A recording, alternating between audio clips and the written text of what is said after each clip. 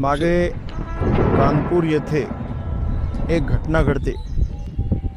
I love you Mohammed सल्लल्लाहु अलैहि वसल्लमचे फलक लावण्यावरून वाद होतो आणि या वादाचे रूपांतर भांडणामध्ये, दंगलीमध्ये होते आणि काही लोकांवर FIR होतो. देशात पण त्याचे पडसाद उमटतात वगैरे वगैरे.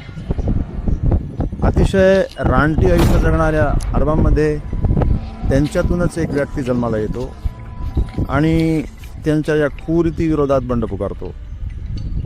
व्यक्ती असमानता, उचनीच, स्त्री शोषण, मुलगी जन्माला आली तर तिला जिवंत जमिनीत पुरविणे, गुलाम व स्त्रियांची सर्वस्पणे खरेदी विक्री व्हायची, उंटाने जर एकमेकाचे कुंपण जरी ओलांडले तर त्यावरून वर्षानुवर्षे रक्तरंजित लढाया व्हायच्या.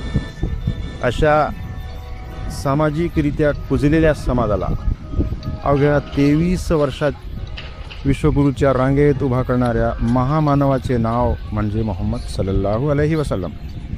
जागतिक पातळीवर मुस्लिमच नव्हे तर मुस्लिमेतरांच्या हृदयावर पण अधिराज्य करणारे मोहम्मद सल्लल्लाहु अलैहि वसल्लमविषयी सुप्रसिद्ध ख्रिश्चन लेखक मायकल हार्ट आपल्या प्रसिद्ध पुस्तक द 100 या पुस्तकात 100 जागतिक महापुरुषांमध्ये पहिला क्रमांक मोहम्मद सल्लल्लाहु अलैहि वसल्लम यांना देतो. आपण सर्वांना माझा एक प्रश्न आहे की ज्या व्यक्ती किंवा महापुरुषांविषयी त्यांच्याबद्दल संपूर्ण माहिती न घेता द्वेष करणे कितपत योग्य आहे?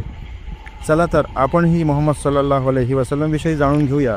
त्यांचे संदेश, त्यांचे उपदेश याविषयी माहिती घेऊया. मोहम्मद सल्लल्लाहु अलैहि वसल्लमचा योग्यपणे अभ्यास करून माहिती घेतली तर माझा स्पष्ट दावा आहे